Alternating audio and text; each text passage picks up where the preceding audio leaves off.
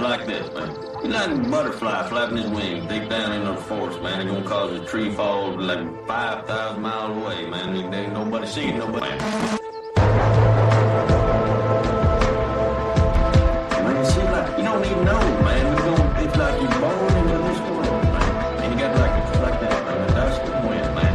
Or like a dang old candle, man. It don't matter, man. It's like this old time.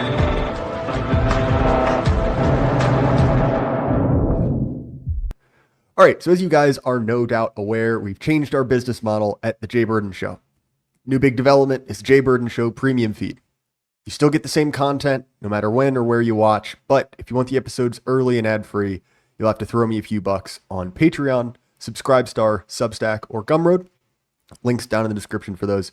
Again, your financial support is not required. Still get the same stuff on the regular free feed, but I really appreciate it if you'd consider throwing me a few dollars. It's how I keep the lights on here. Thank you, and let's get on with the show. All right, Thomas, welcome back to the Jay Burden Show. How you doing, man? I'm doing well, man. Thanks for having me back. Yeah, we're here for the third installment in our series on the occult, right, in the American 20th century. And it's been received really well. People are enjoying it a lot. Obviously, we will resume where we left off last time.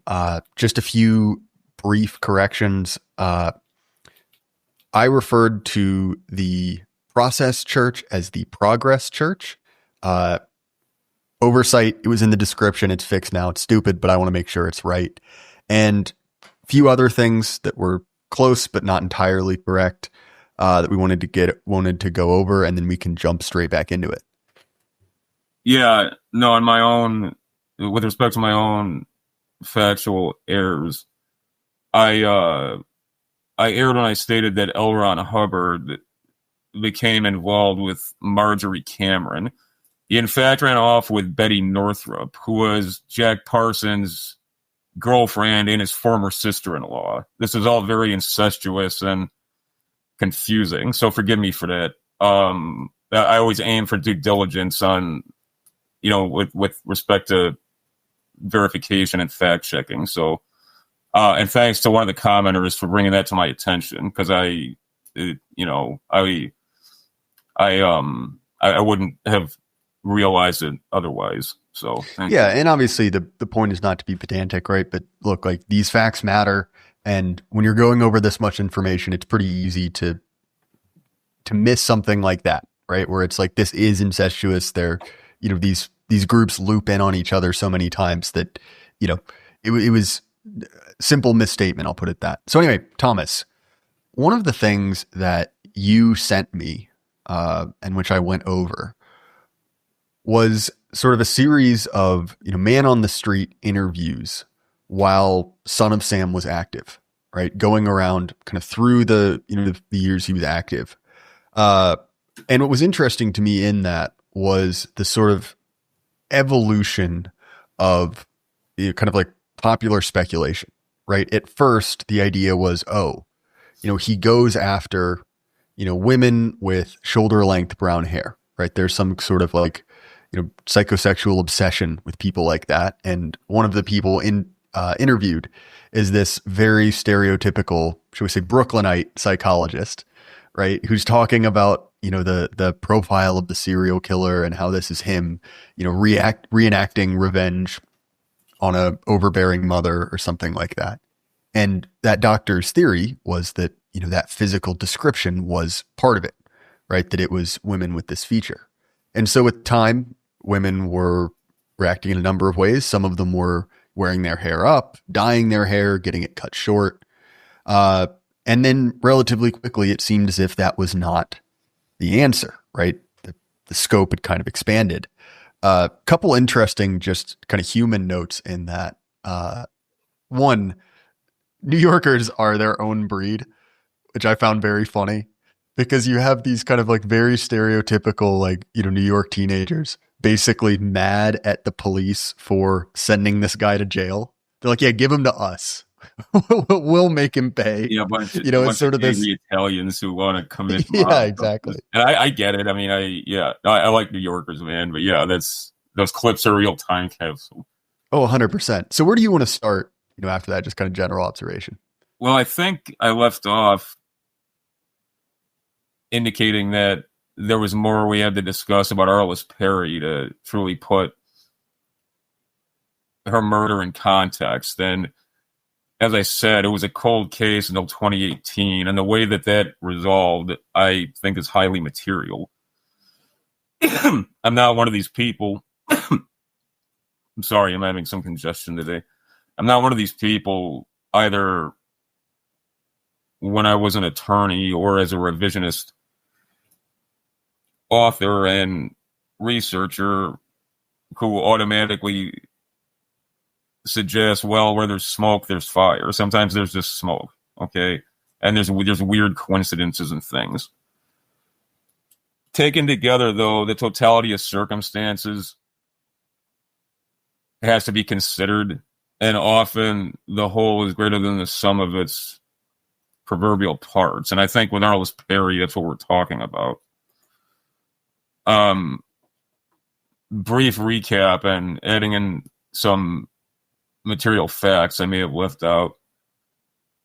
The night of Arless Perry's murder, it was around 11:30 p.m., night of October 12th, 1974.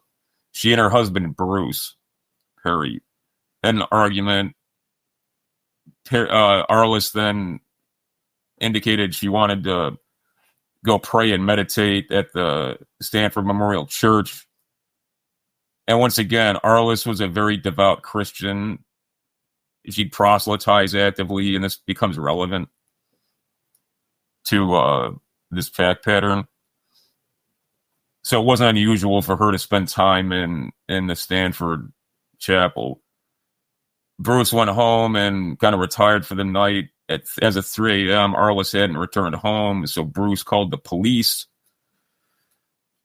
As it happened, a campus security guard, who was a former Stanford police officer, named Stephen Crawford, he's the one who called in the homicide. He claimed that around 5:45 a.m. the following morning, which was October 13th, he discovered the body. And again, not to be lurid, but it's material, considering the subject matter. Arless Perry was found. She was lying face up. Her hands were folded across her chest.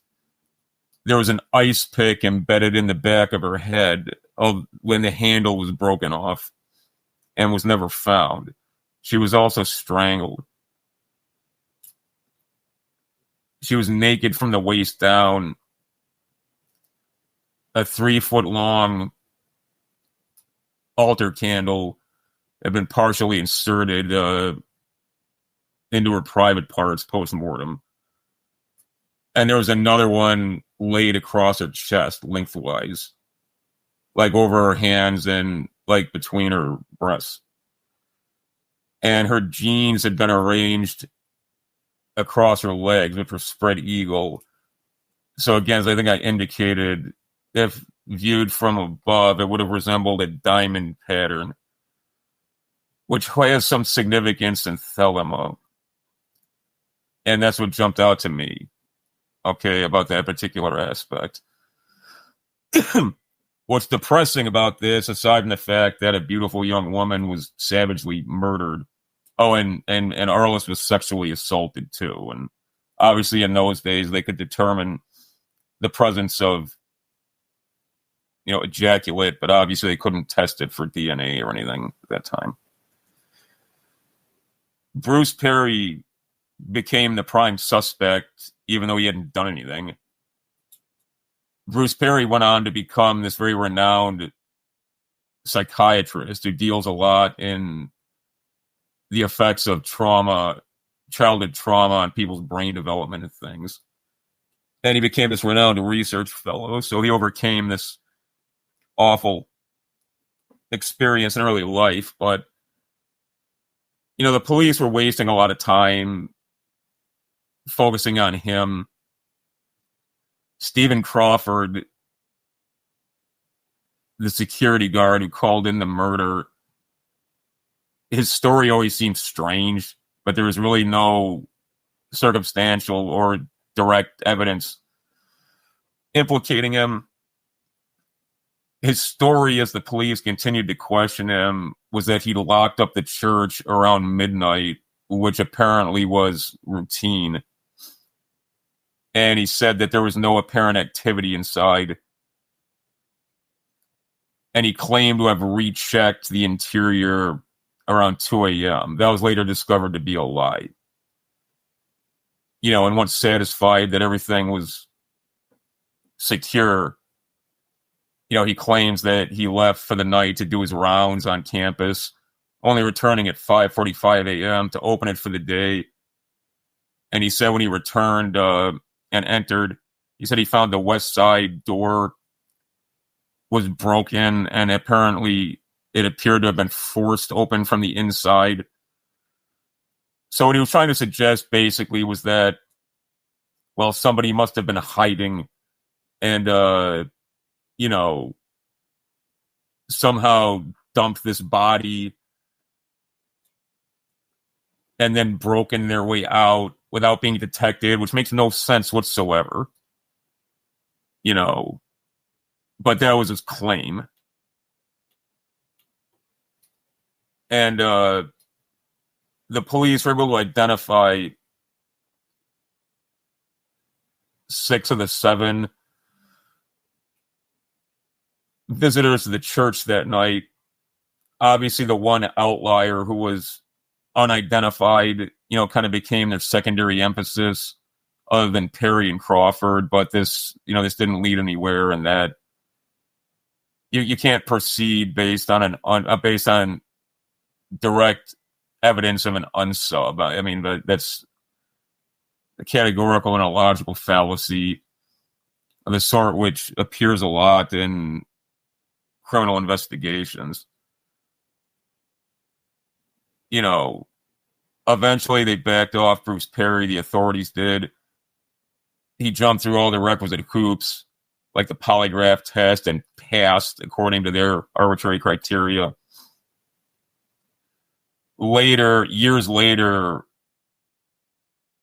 when the biological material deposited at the crime scene could be tested, obviously Bruce Perry immediately wanted, to submit his own sample to be checked against it, and he was cleared outright. But in the era, Stanford University offered a $10,000 reward. I think a couple of private citizens matched that. People are beside themselves, and this is a horrifying crime. But it just, it went cold. It was routinely reviewed over years. And this is one of the reasons it's so strange if I'm to accept, or if any of us are to accept what the claim is by people who want to impeach the credibility of David Berkowitz. There's really no reason Berkowitz would even know about this. This was pre-internet. Berkowitz was in New York City. And in those days, the news cycle you were exposed to was truly localized, especially in New York City. I mean, New York City was like a country unto itself almost. Even if we were to speculate that Berkowitz was obsessed with occult-related things, where would he even come across this? Why would he be picking up California newspapers? It really, and I'm not sure people fully appreciate that, because most of the people alive today, the 24-hour news cycle came about when they were young adults or teenagers, at least, if not earlier. They don't realize how insular media markets were, unless it was a truly, nationally disseminated bit of PR, like something from the White House press corps or whatever, and this becomes relevant. Arless Perry's headstone, she was from Bismarck, North Dakota, where I believe, and the evidence proffered by Maury Terry tends to substantiate this, she came across John Carr. Be it as it may, what is documented, 2 weeks after her death, and obviously only several days after her funeral, somebody stole her headstone. And Bruce Perry's parents were very helpful in the investigation. I get the impression Arless's own parents were too distraught and devastated to really be helpful, which is totally understandable. You know, Bruce Perry's parents said they attested to Arless was very much into proselytizing, as you know, a lot of evangelically inclined Christians are, especially born-again Christians. And specifically, she'd taken it upon herself to try to convert people involved in the occult locally, to try and rescue them from the dangers of demonic involvement. Okay, this was something that she believed was important. However anybody feels about that, or, you know, it's something that she felt was an imperative obligation of a woman of faith. Okay. Now,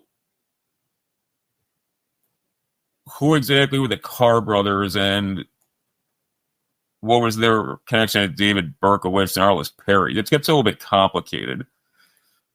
The Carr brothers were these two guys, right about Berkowitz's age, John and Michael. They had a sister named Wheat. W-H-E-A-T. Wheat Carr. John Carr was kind of a ne'er-do-well. He served in the Air Force, and he was stationed in Minot. Am I pronouncing that right? Minot, North Dakota? I'm sure if I'm not, someone will correct me. And he had a lot of problems in the service. He had problems with drugs and alcohol. He had a very volatile relationship with an on-again, off-again girlfriend. He was known to get in trouble with underage girls, and this becomes relevant as regards some of what's alleged in the Son of Sam communication to Jimmy Breslin. His brother Michael, in contrast, was something of a man about town. He lived in Yonkers along with his brother and along with Wheat and their father, Sam. Michael had his own apartment, but he divided his time. Michael was a Scientologist, and he was involved in graphic design and advertising, and he was probably a part-time drug dealer. He'd haunt discos a lot, and it sounds cliche and like Saturday Night Fever kind of stuff, but in 1976, 77, 78, discos in Manhattan were a huge deal. That wasn't just Hollywood stuff. And he was involved in that milieu. And his sister Wheat claims that he had no connection to anything malevolent or criminal, but she acknowledged that he was a lifelong occultist. Okay, and there's this bizarre interaction between the Carr brothers and David Berkowitz. John Carr's girlfriend and some of his male colleagues attested to the fact that he alternately he said he'd talk about David Berkowitz all the time. Before Berkowitz was arrested, he'd talk about my friend Dave, and sometimes he'd talk about him like they were the best of friends. Sometimes he'd talk about him like he was terrified of him. After David Berkowitz was arrested, John Carr apparently became convinced that he was going to be murdered. And when people try and counsel him and say, well, why would you think that? And even if there was that intention manifest, David Berkowitz is serving life in prison. What can he do to you? You know,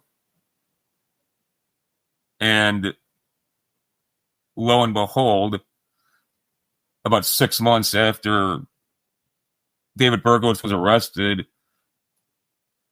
John Carr was found dead in the apartment he was then sharing with his sometime girlfriend in Minot, North Dakota. He'd been shot in the head with a rifle, and the physics of it were wonky. It doesn't mean it was an impossible shot. But, you know, this was very strange. And for context, everybody involved in the case, from the state's attorney, or I guess in New York, it's district attorneys, here we have state's attorneys.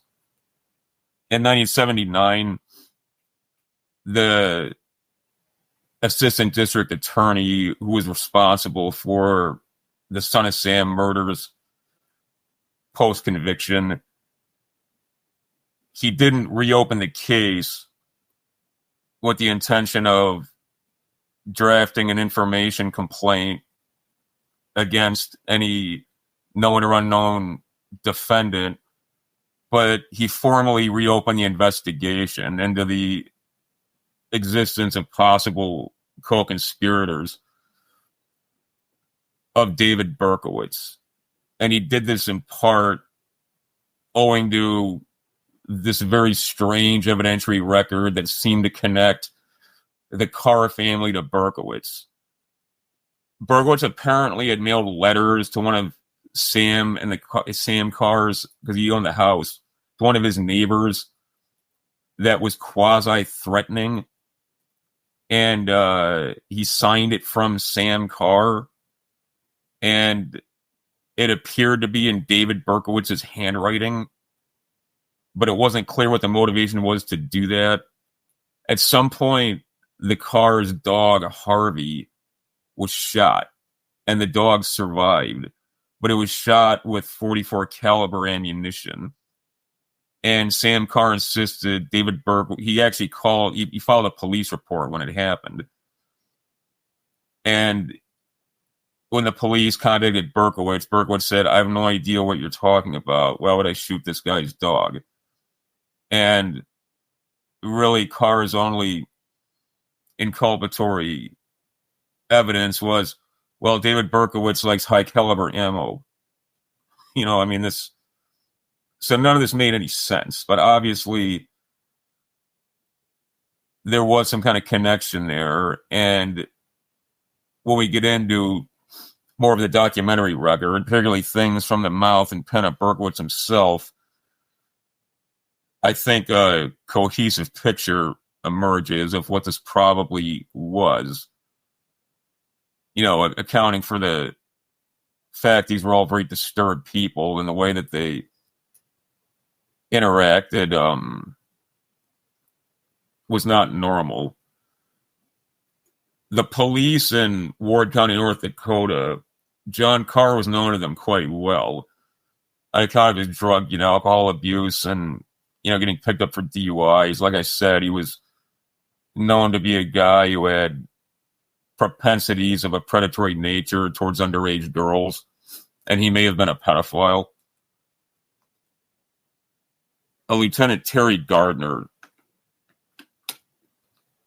who was a sheriff in Ward County, North Dakota, he went on record after the fact, when John Carr's body was discovered. He said, quote, "There's no doubt in my mind, based on information I've obtained, that John Carr and Berkowitz knew each other very well."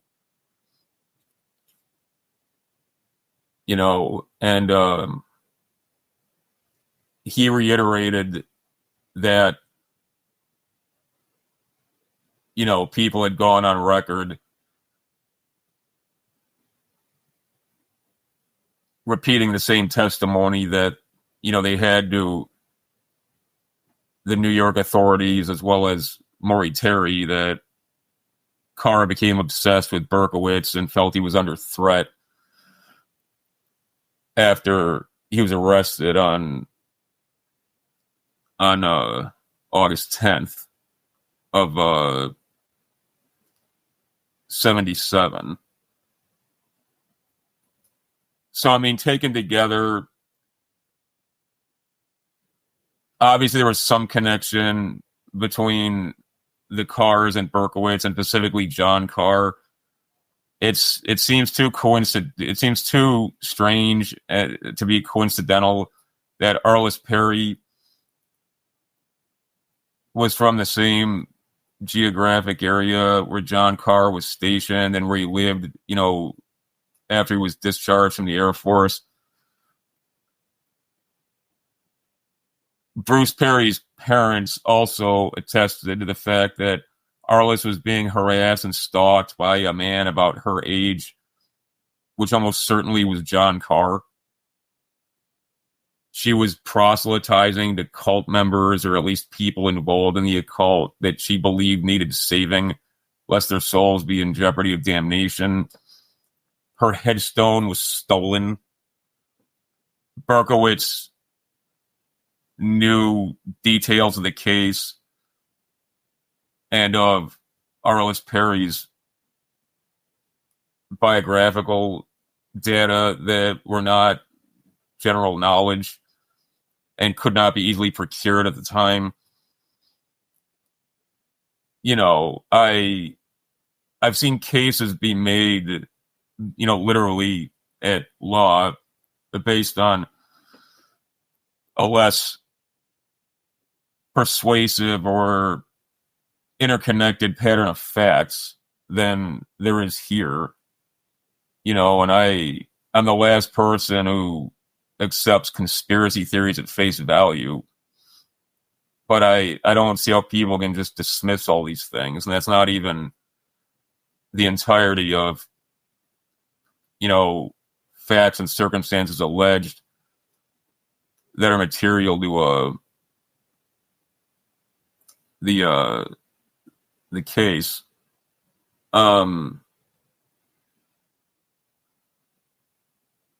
Michael Carr died less than 2 years after his brother John. Michael was driving in Manhattan, I think on the FDR highway or bridge. It was the West Side Highway. It appeared that he'd been forced off the road, and there was some debate as to whether he was legally drunk or not. But he wrecked. He didn't. He went off the road at a high rate of speed, and he was just dead. So that was the end of the Carr brothers. And their sister Wheat never came under scrutiny by anybody except Maury Terry. He believes Wheat Carr shot Carl De Niro, and the recoil got away from her because she was a small woman and she was handling Berkowitz's .44 caliber bulldog. And De Niro went on Ed Opperman's podcast a couple years back, and that's a great podcast. Opperman gets into some sort of nutty territory here and there, but I think overall he's doing God's work. De Niro thinks that Wheat Carr shot him too. Okay. Well, one of the weird details to this case is that, if I'm not mistaken, as the police sort of close in on Berkowitz, one of the detectives calls in, and you'll never guess who was the police dispatcher he reached. It was Wheat Carr. Yep. Right? And she was able to say, "Oh, I know exactly where he lives. He lives right behind me. He shot my dog," which again, right, is a hell of a coincidence that this woman just so happens to be a police dispatcher, right? And she was a weird police buff and gun buff. Which doesn't. There's only the people who like that stuff. It doesn't make them psychos, but it's weird.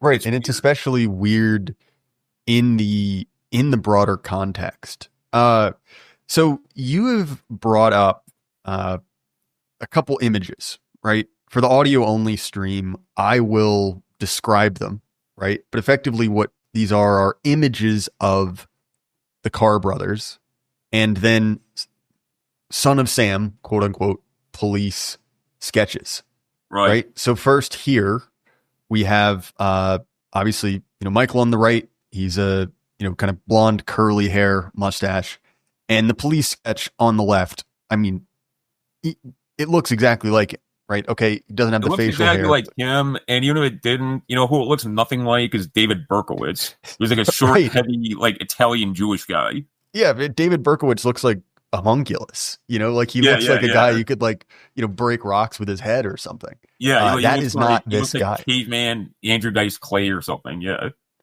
Right, exactly. And so the other one, and let's see if I can bring both of these. Oh, I cannot. So due to limitations of the software, I cannot bring both of these up. But effectively, we have Jack Carr, right? He's, a little bit softer face, hair pulled across. And if you look at the police sketch, yet again, hair is identical, right? It is a very, very similar visage. And yet again, looks nothing like Berkowitz. Now, look, this isn't the crux of the case per se. Police sketches, witness reports are, unreliable. But taken as a whole, right, there is a lot more to this than simply, David Berkowitz was a crazy guy who got obsessed with his neighbors. No, exactly. And I believe I basically, there's points I disagree with Terry, but one of the things I think he most effectively makes the case for, the Loria Valente shootings, that was pretty clearly Berkowitz. And so is the Suriani Esau shooting. That was about it. The Lamino and Damasi shooting, that John Carr picture, that was what the witnesses produced. Okay? And they said that's the guy.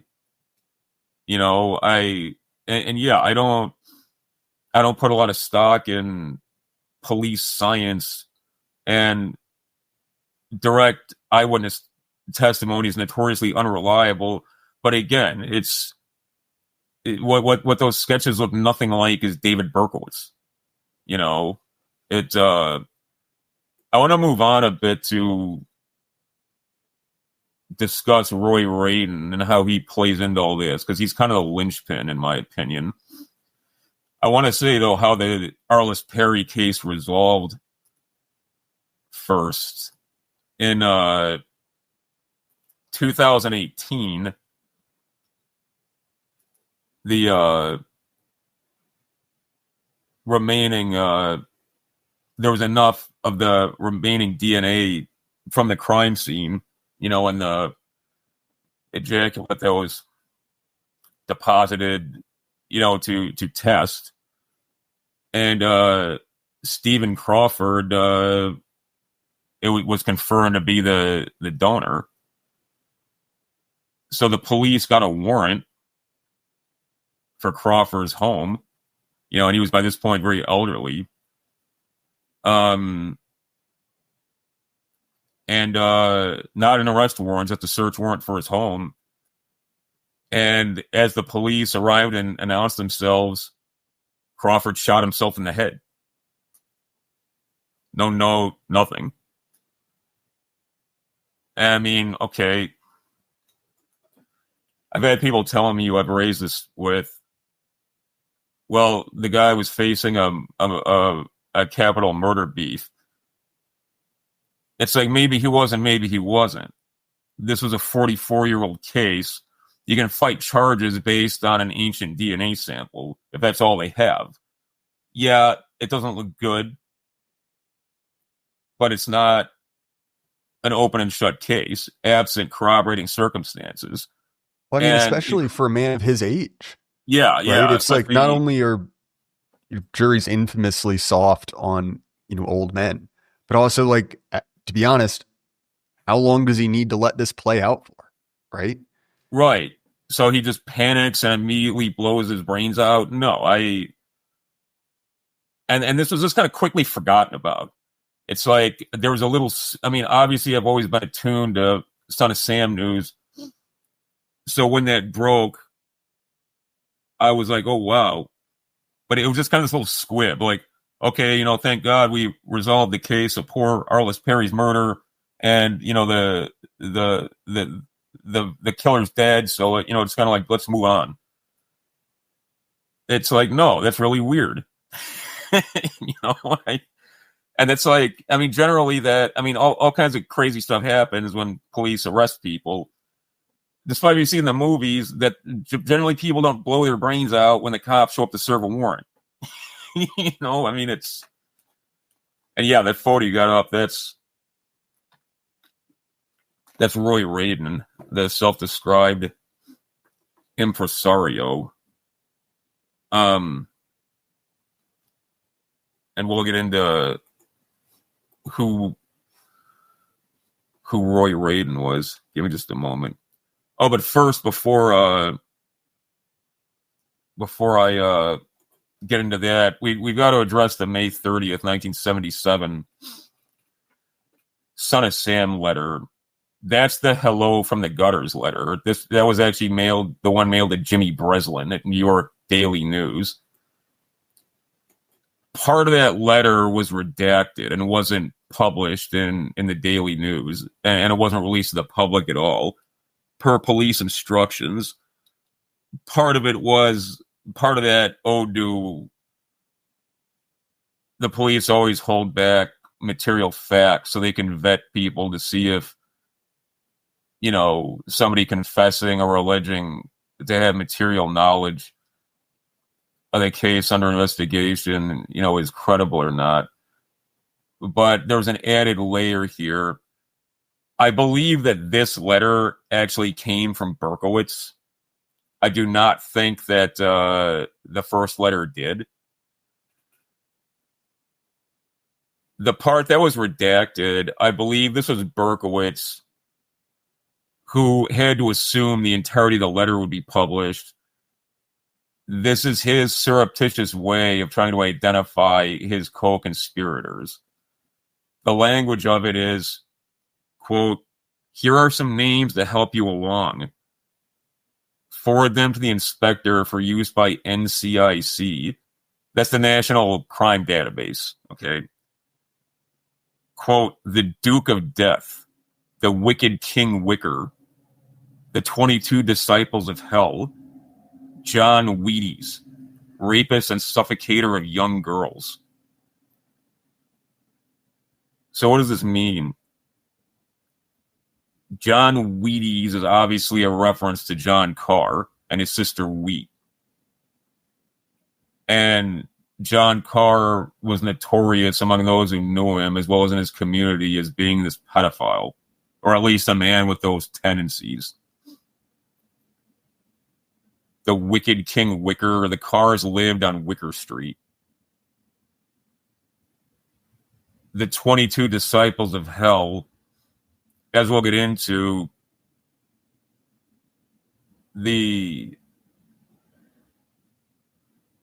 coven that Berkowitz belonged to, and that the Carr brothers brought him into, and which in turn led to him meeting Roy Radin.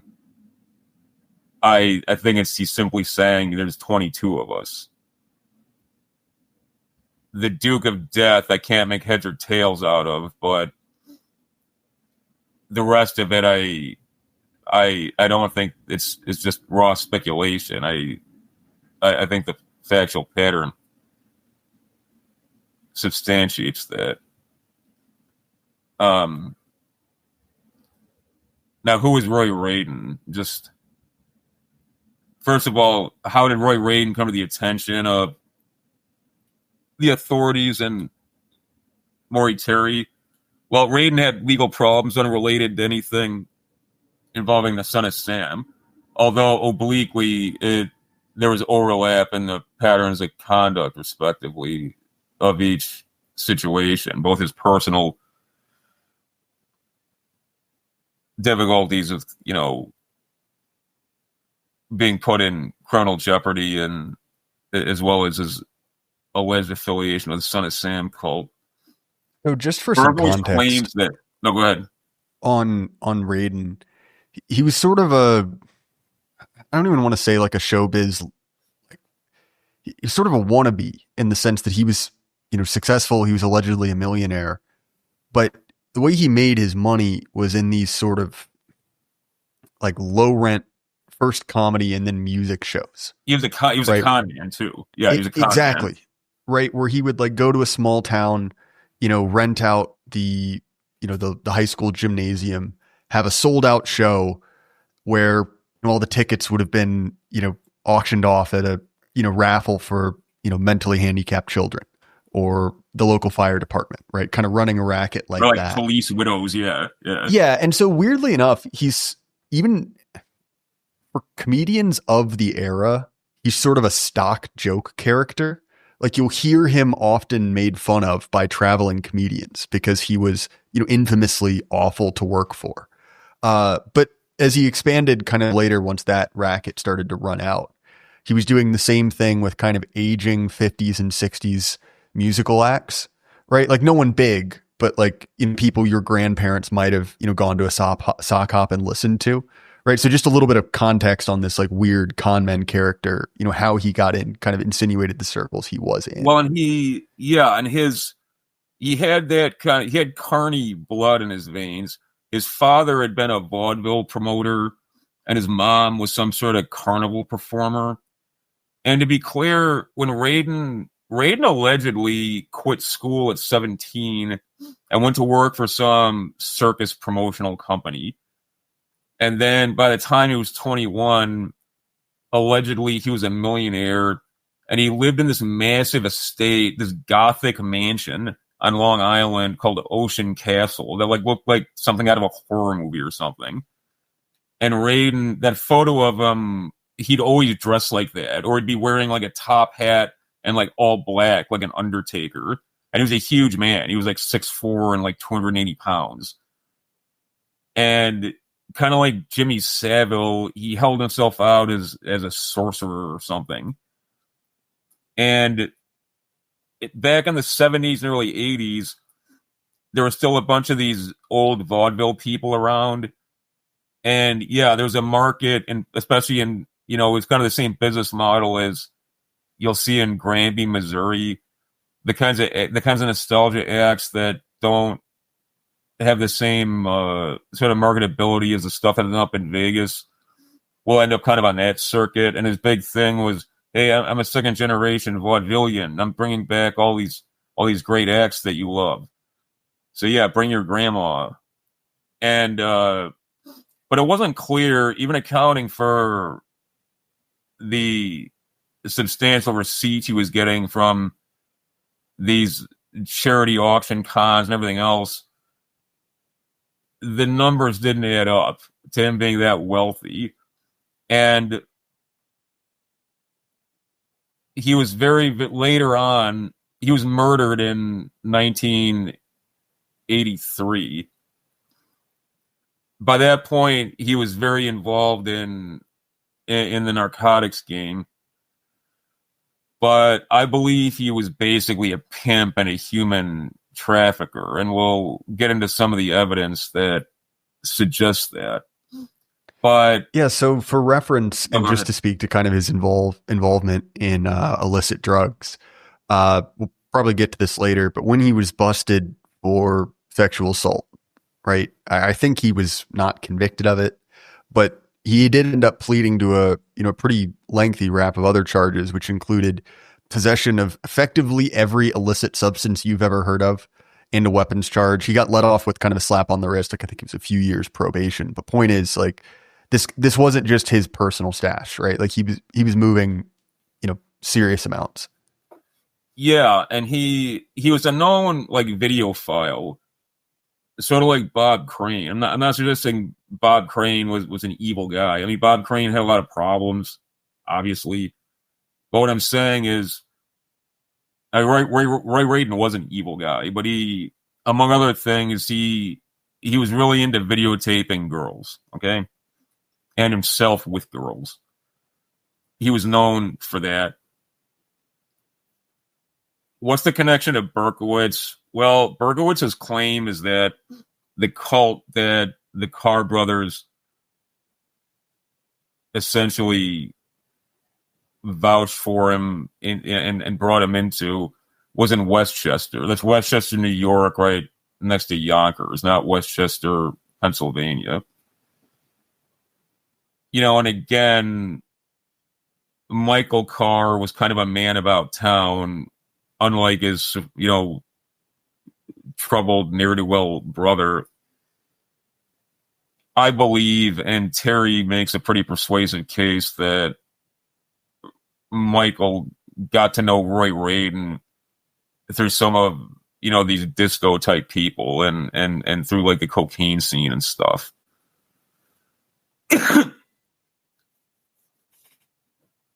When Terry first got wise to the Radin connection, and then as he raised it to Berkowitz, as trust accrued between them, Berkowitz opened up a bit, but there was this 1%er biker who in Terry's book he identifies as Vinny. Vinny was pretty clearly looking to get out of charges. He had some sex assault charges, I believe, related to his stepdaughter. Really grimy, gross stuff. And Terry makes the point that this declarant was a really grotesque character, but that doesn't make him a liar, obviously. Okay, he was obviously looking for a way for some preferential treatment, or at least a reduction in charges. So when he got wind that Terry and Berkowitz were friendly, or at least they'd collaborate on trading information and things, he reached out to Terry and said, yeah, I know Berkowitz because I've been incarcerated with him. And if you're writing a book about what he was involved in, you need to talk about Roy Radin. So Terry says, why do I need to think about Roy Radin? So Benny says, well, me and my fellow 1%ers, we do security for him. And he'd host these orgy parties at his estate.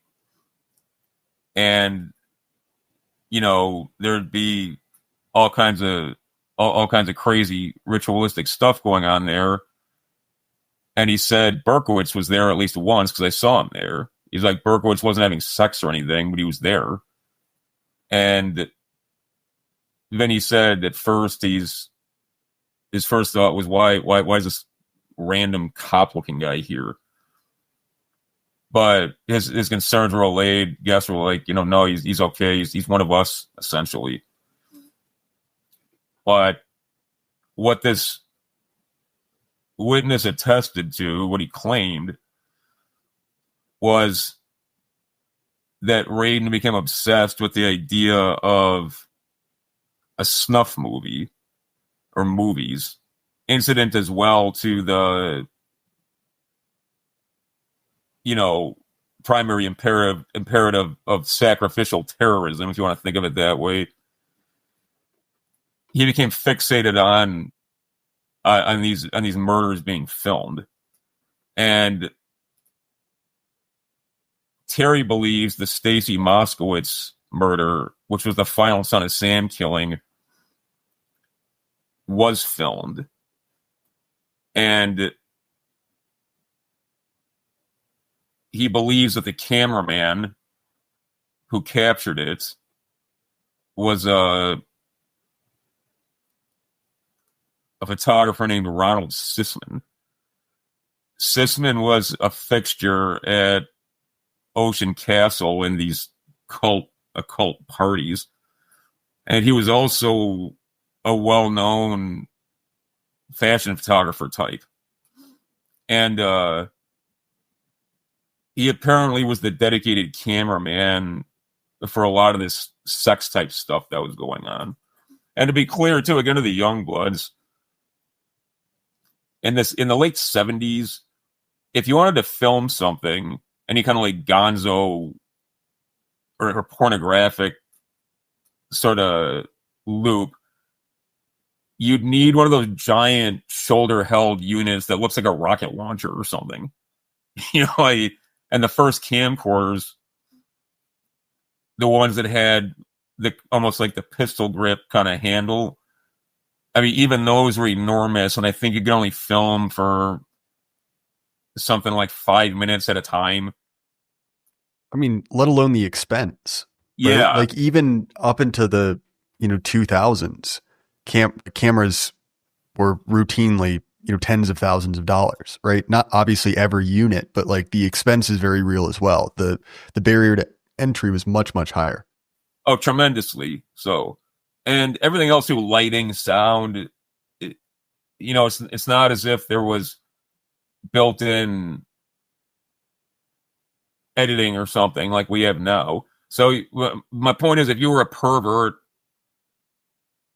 or a voyeur or a film-obsessed type like Radin in 1977, you'd need a guy on deck who knew how to work a camera and knew how to do the editing in-house, especially if you were doing something highly illegal that was being captured and you couldn't send it out for processing. So this witness Vinny claimed essentially Sisman was there on deck anyway, because Sisman, he was a seedy guy, and he wanted access to these young actresses and stuff. And that's actually, to your point, when you raised the charges initially that Radin caught, he'd allegedly, there was this Playboy playmate, and she'd had a recurring role on Welcome Back, Kotter, the old sitcom. And she claimed that she went to this party at Radin's, and it's pretty clear that she was also turning tricks part-time. I mean, that's just a fact. But she said she went there and she was drugged and couldn't remember anything. And then she woke up on the train from Long Island, taking her back to Manhattan. And she'd obviously been injured. Okay, I mean, not to be too graphic, but she could tell she'd been assaulted and she had injuries to sensitive areas and stuff. So Radin was charged with, whatever the New York statutory equivalent is of essentially, coercion by involuntary drugging or intoxication. But be it as it may, Sisman became insinuated into this entire affair because Radin needed him. And Sisman later, in 1981, turned up murdered. He was murdered. He was shacked up with a student of his because he was teaching a college course at that time as a side hustle. They were both found murdered in Sisman's apartment on West 22nd Street. According to the police, the apartment had been torn apart, utterly ransacked, as if whoever murdered them was looking for something. That's interesting, isn't it? Maybe looking for a snuff tape. So I mean, this is yet another fact. You can't just, like, in and of itself, it's like, okay, murder wasn't exactly uncommon in Manhattan in 1981, unfortunately.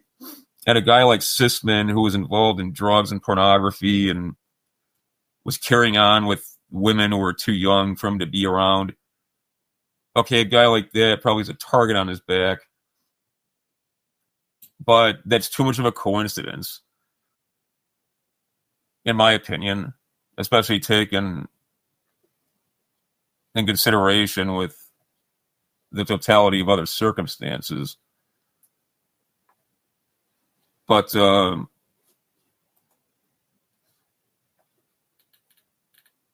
you know, the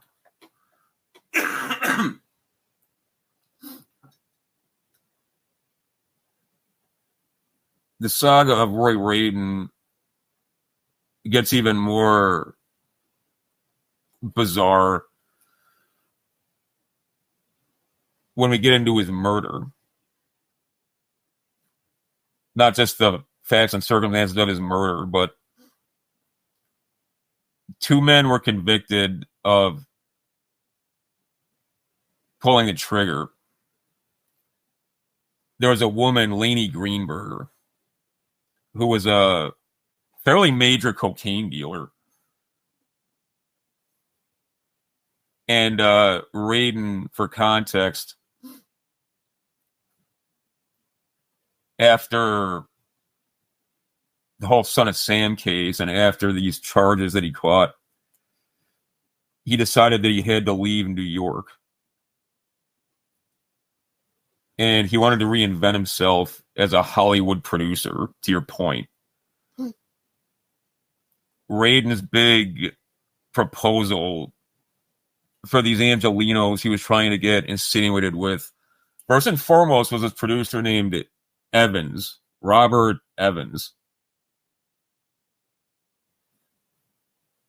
Radin's notion, he wanted to make this huge epic called The Cotton Club, based on the actual Cotton Club, I guess, that existed during the Harlem Renaissance, if I'm not mistaken.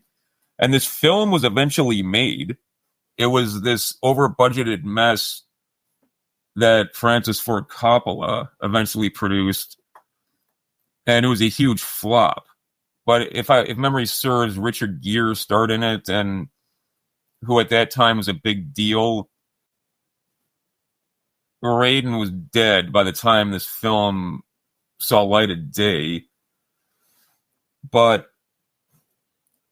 one of the men who murdered him and who's doing life without parole behind those charges was a man named William Menser.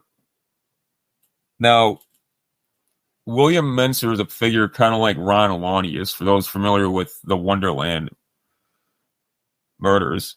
He was a muscle guy, kind of a fixer, kind of a mercenary, literally. He'd been an associate of Charles Manson. And he hung around a lot of one percenters, a lot of Vietnam veterans and paramilitary types. He was a private security contractor for Larry Flint, the Hustler magazine honcho. After Larry Flint had gotten gut shot by Joseph Paul Franklin, who was Franklin had been an American Nazi Party member, and he went lone wolf, and he murdered a bunch of people in these sniper attacks, and he tried to murder Larry Flint. And he tried to murder Vernon Jordan. Jordan survived. Flint got gut shot and became paralyzed. But after that, Flint became totally paranoid. And he went around shopping for the best security he could find. And he had money to burn. So, I mean, Menser was a serious guy. I mean, things were less professionally vetted then, if you're talking about private security contractors or military contractors. But, Menser wasn't just some random tough guy. He was a guy who came very heavy. And this witness or declarant, Vinny, he claimed that William Menser, those members of Manson's inner circle who didn't end up in prison or didn't kind of go underground after the family all got indicted and, Manson got sent to death row, which was later, manumitted when the Supreme Court declared the death penalty is constituted to be, violative of due process. But those who remained, according to Vinny, clicked up with Menser, and Menser was a true believer in this sort of process offshoot that Manson kind of had one foot involved with throughout his life. And Menser's Rappy, who he apparently did a lot of dirt with, and who he killed, and who helped him kill Radin, was this Colombian guy who was a Colombian German guy who was a big National Socialist. And there's another connection between these self-styled process revolutionaries and radical National Socialists of a certain type that they tended to gravitate to for reasons of their own cult eschatology. But I think looks like I've eaten about an hour of the clock here. We'll wrap the Son of Sam subject matter next time, and I kind of want to segue into another subtopic in the series, if that's cool. But yeah, sorry if Thomas. Yeah, sorry if I was too slow in getting some of this stuff out there. Not at all. This was fascinating. Completely off topic, but yeah, Flint is kind of an interesting character, right? Not at all a good guy. Yeah, and there's sort of a poetic justice in his life, right? But is not something I would necessarily recommend researching, obviously, given the subject matter. But yeah, this was fascinating, Thomas. I'm really looking forward to the next episode. I'll make sure all your stuff is down in the description, as is mine. But what are you working on, man? Where can people find more of you? Yeah, the best place is Substack. That's where my longer form stuff is. That's where the pod is, and a bunch of stuff I collab with Jay Burden on is there, as well as our buddy Carl Dow, and I restack stuff I do with Pete and Astro. I just want to say, this is completely off topic. Your Southeast Asian series with Carl has been great. I mean, no, thank you, man. No, Carl's a with prince, each episode, man. it's getting better. No, thank you. I owe him a lot. He's a great guy, but I think he and I have a very good rapport, in our shared research concentrations. Yeah, thank you, man. But yeah, you can hit me up on Substack. It's realthomas777.substack.com. I've got my own website, which is kind of a one-stop place where you can find my social media and my Instagram and things like that. It's number 7, HOMAS777.com. And I'm on social media and stuff. I'm at Thomas Sear. It's my government name. THOMAS CYR 777. And yeah, that's about what I got in terms of finding me online. And yeah, I'm just bearing on in this manuscript now that should be publishable by October, November. So yeah, thank you for hosting me again, buddy. It's always definitely pleasure. I was going to say I enjoy it. I don't know if I really enjoy this topic. It's a bit, grim and gruesome, but it's worth discussing. Yeah. So we'll be back to continue this next week, same time, same channel. As far as my stuff, Jay Burden Show, Apple, Spotify, YouTube, you know where to find me. Again, Thomas, I appreciate it. And everyone at home, keep your head up. Light can't last forever. Good night.